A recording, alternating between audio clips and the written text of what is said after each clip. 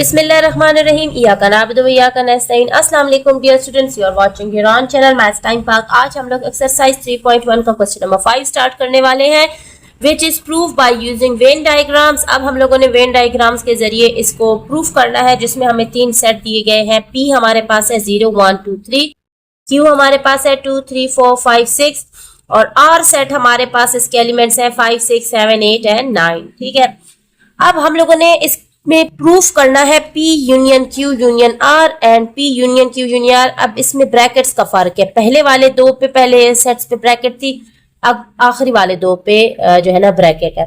So it's means ये हमारे पास एसोसिएटिव लॉ है। ठीक है, एसोसिएटिव लॉ ऑफ यूनियन, क्योंकि यूनियन दिया हुआ है इसमें।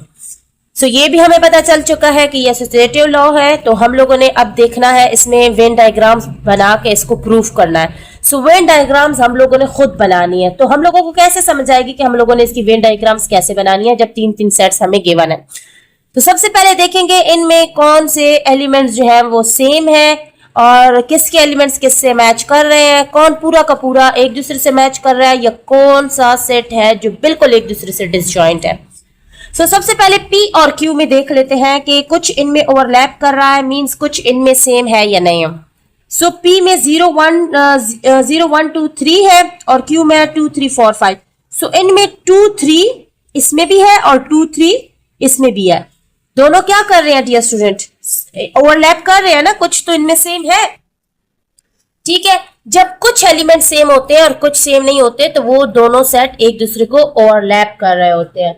तो यहां पर हम लोग P और Q को ओवरलैप बना देंगे। ठीक है, अब P और Q का हमें पता चल चुका है। अब देखते हैं R जो है ना वो कौन सा सेट है। अब R के जो एलिमेंट्स है 5 6 7 8 9। ठीक है, सो ये 5 6 इसमें भी है और इसमें भी है, लेकिन 7 8 9 ना तो इसमें है ना इसमें है। मींस Q और R एक दूसरे को ओवरलैप कर रहे हैं। ठीक है, कुछ एलिमेंट्स इन दोनों के सेम है, तो Q के साथ हम लोग R को ओवरलैप सेट बना देंगे। तो ये हमारे पास इस तरह की वेन डायग्राम आ जाएगी। ठीक है डियर स्टूडेंट्स, सो इसी तरह की वेन डायग्राम हम दूसरी साइड पे भी बना लेते हैं, क्योंकि हमने लेफ्ट हैंड साइड और राइट हैंड साइड दोनों को प्रूफ करना है।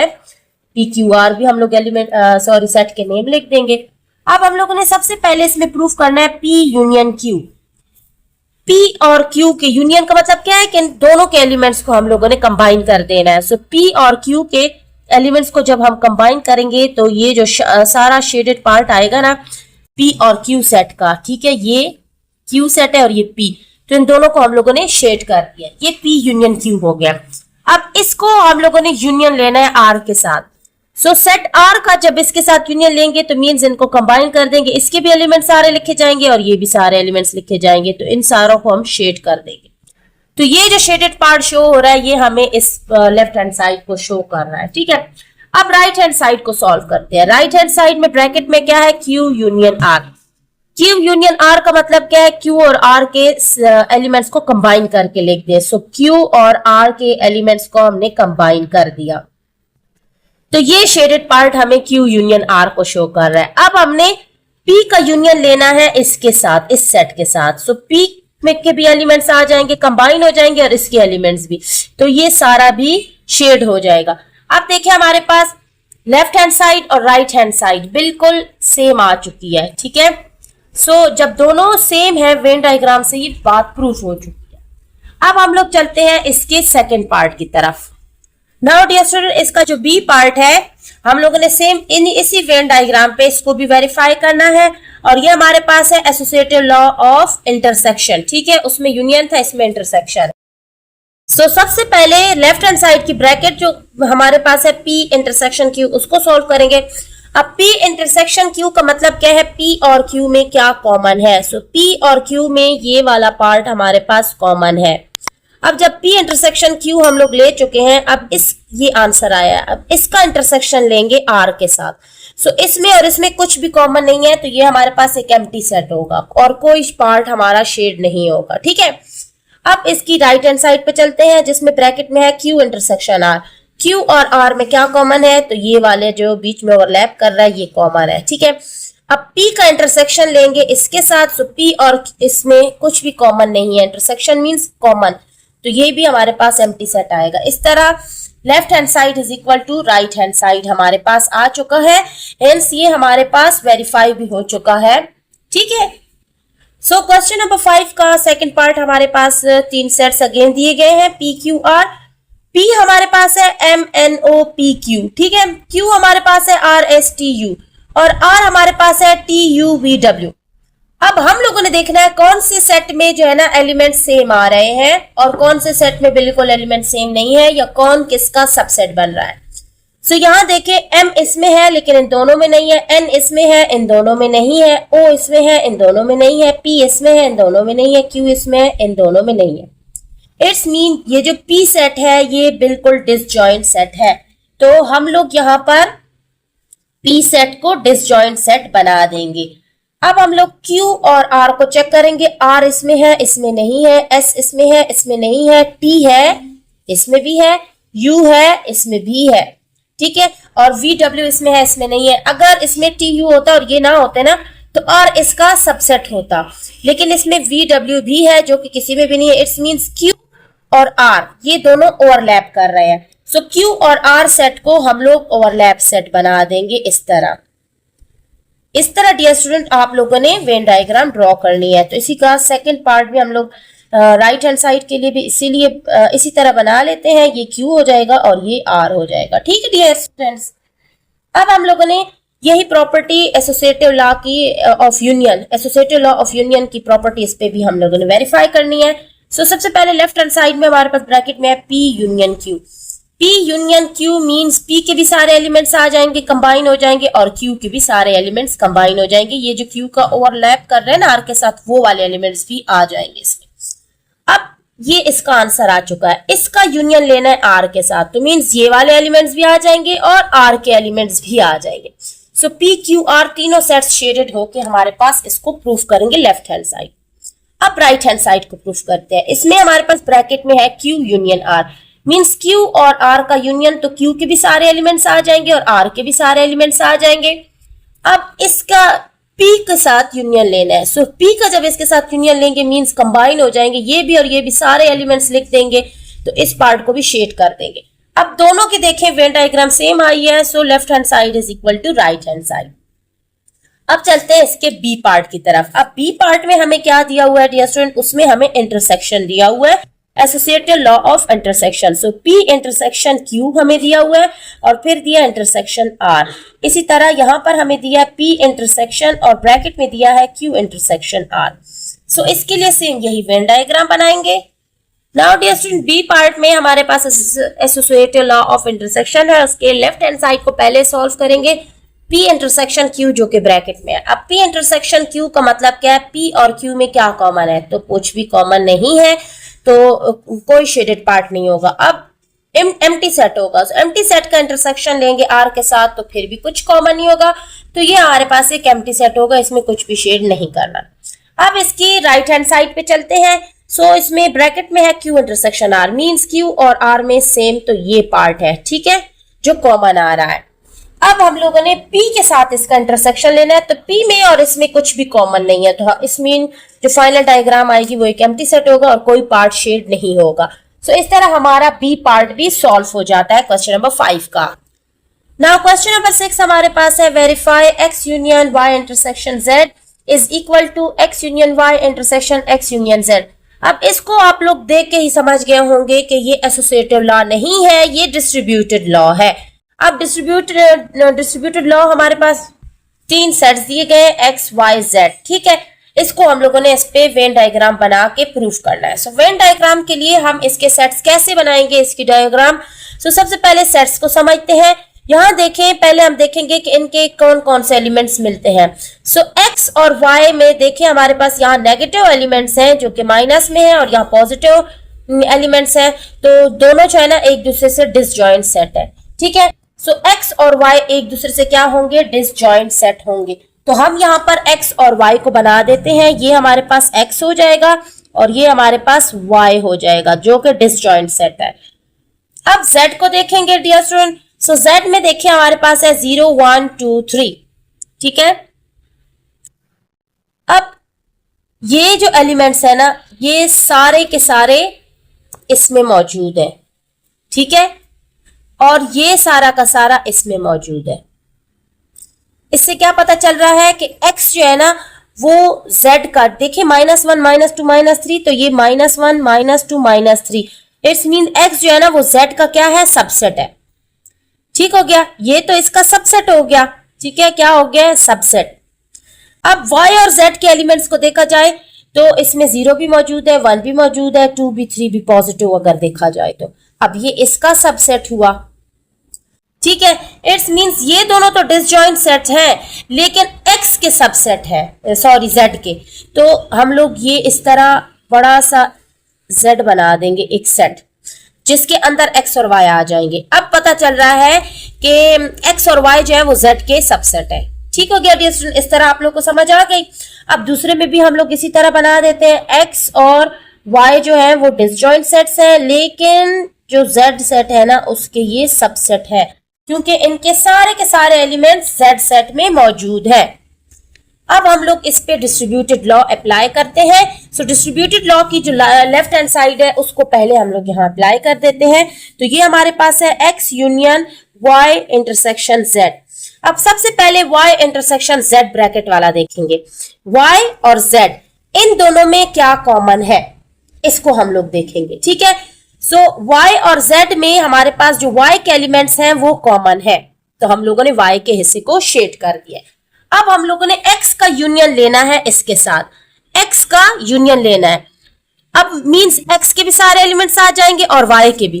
तो x और y के जब सारे एलिमेंट्स शेड हो जाएंगे डियर स्टूडेंट, तो ये दोनों जितने भी हैं सेट वो z में मौजूद है, तो z का सारा हिस्सा शेड हो जाएगा। मींस ये सारे के सारे शेडेड पार्ट जो है ना x union y intersection z को शो कर रहे हैं। ठीक है, सो इट्स मींस ये सारा पोर्शन हो जाएगा शेड। अब ये अगर आप लोगों को बात समझ नहीं आ रही है तो आप लोगों ने क्या करना है, इसको आप लोग प्रैक्टिकल भी सॉल्व कर सकते हैं। और प्रैक्टिकल कैसे सॉल्व करेंगे, सो यहां देखें, सबसे पहले हम लोग y इंटरसेक्शन z लेंगे। सो y हमारे पास है 0 1 2 3, इंटरसेक्शन लेना है z के साथ, z है 0 +-1 +-2 एंड +-3। इंटरसेक्शन का मीन क्या होता है, common elements. So common element 0 इसमें है, g 1 इसमें है, g 2 है, 3 है, सो ये इसका इंटरसेक्शन आ चुका है। अब इस इंटरसेक्शन को x के साथ हम लोग यूनियन ले लेते हैं। ठीक है, सो x हमारे पास था -1 -2 -3, इसका हम लोगों ने यूनियन लिया इसके साथ, इनका जो आंसर आया है 0 1 2 3। सो यूनियन का मतलब क्या है कि हमने इन दोनों के एलिमेंट्स को कंबाइन करके लिख देना है। सो सबसे पहले 0, ठीक है, +-1 +-2 +-3। ठीक है, क्योंकि पॉजिटिव में भी आ रहा है वो नंबर और नेगेटिव में भी आ रहा है, तो ये जो पूरा सेट है ये हमारे पास क्या है, z के इक्वल आ रहा है ना, z के इक्वल, इसीलिए ये सारे पार्ट को हम शेड कर देंगे। सो इसको मैं कह रही थी कि आप प्रैक्टिकली भी देख सकते हो इनको सॉल्व करके, क्योंकि ये थोड़ा सा मुश्किल है जिसमें दोनों सेट जो है ना वो सबसेट आ चुके हैं। सो उसको अगर आप लोग को समझ नहीं आ रही, आप लोग ये ना हो कि x और y को सिर्फ शेड कर दो, आपने पूरे z को शेड करना है, क्योंकि x और y जब दोनों यूनियन में आएंगे तो उन दोनों के एलिमेंट्स तो z में मौजूद है, वो तो z के सबसेट है, तो z पूरा शेड हो जाएगा। अब इसके हम लोग देखते हैं राइट हैंड साइड। सो राइट हैंड साइड में डियर स्टूडेंट देखें, हमारे पास सबसे पहले x यूनियन y। ठीक है, क्या है, x यूनियन y। सो यहां पर हम लोग इसमें x यूनियन y देखेंगे, तो x और y के दोनों एलिमेंट्स को हम लिखेंगे। सो x और y दोनों जो है ना सबसेट है z के, तो इट्स मीन z का पूरा सेट हमारा आंसर आ जाएगा, सेम इस तरह जिस तरह हमारा इसका आंसर आया था। ठीक है, सो x यूनियन y जब हमारे पास आएगा तो हमने पूरे z को कर देना है शेड, क्योंकि x और y के यूनियन का आंसर पूरा z आ रहा है, क्योंकि एक में पॉजिटिव एलिमेंट्स एक में नेगेटिव एलिमेंट्स है, दोनों जब कंबाइन होंगे तो वो z सेट बन जाएगा। अब हम लोगों ने x यूनियन z लेना है। ठीक है, हमने क्या लेना है, x यूनियन z। सो हम लोग इसको रेस करते हैं और एक दूसरी वेन डायग्राम बना के आप लोग को समझाते हैं। सो डियर स्टूडेंट, अब हम लोगों ने x यूनियन y ये बना लिया। सो नेक्स्ट है x यूनियन z, हम लोग फाइंड करेंगे x यूनियन z। अब मतलब क्या है, x और z के एलिमेंट्स। सो ये x के एलिमेंट्स हो जाएंगे और ये y भी z में मौजूद है तो ये भी आ जाएगा। ठीक है, क्योंकि y z में पहले से मौजूद है और z के एलिमेंट्स है तो ये सारा का सारा पार्ट शेड हो जाएगा। अब हमने इन दोनों का लेना है इंटरसेक्शन। ठीक है, अब हम लोगों ने x union y intersection y union z लेना है। मींस इन दोनों में क्या कॉमन है, तो इन दोनों में कॉमन पूरा का पूरा सेट ही है। तो ये हमारे पास देख लें, दोनों की डायग्राम्स फाइनल अगर लेंगे, एक ये और एक ये। ठीक है, सो इसको ही फाइनल कर देते हैं और यहां पर हम लोग इसको पूरे सेट को लिख लेते हैं y इंटरसेक्शन z। सो दोनों की डायग्राम्स देखिए हमारे पास सेम आ रही है, फाइनल डायग्राम्स। ठीक है, इस तरह हम लोगों ने इसको वेरीफाई कर दिया है। So dear student, question number 7 हमें दिया हुआ है वेरीफाई। अब ये हमारे पास डिस्ट्रीब्यूटेड प्रॉपर्टी ऑफ इंटरसेक्शन और यूनियन दिया हुआ है। ठीक है, और उसमें हमें तीनों सेट्स दिए हुए हैं। x हमारे पास है set of first 3 letter vowels. ठीक है, अब फर्स्ट 3 वॉवल्स हमारे पास कौन कौन से हैं, a e i। ठीक है, o u को हम नहीं लेंगे क्योंकि फर्स्ट 3 वॉवल्स हम लोगों ने लेने। तो ये हमारे पास x सेट बन चुका है। अब y सेट कौन सा है, set of letters of word energy.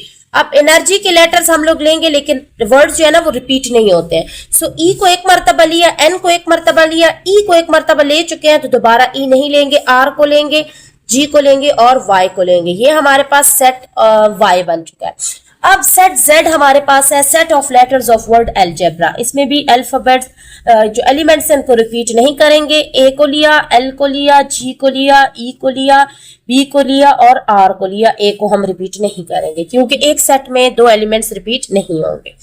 अब जब हमारे पास इसके एलिमेंट्स आ चुके हैं तो हम लोगों ने डिस्ट्रीब्यूटेड प्रॉपर्टी ऑफ इंटरसेक्शन और यूनियन इस पे प्रूफ करना है। सो वेन डायग्राम्स हम लोग खुद से बनाएंगे। सो वेन डायग्राम्स हम लोग कैसे बनाएंगे, सो यहाँ एलिमेंट्स को देख लेते हैं तीनों सेट्स के।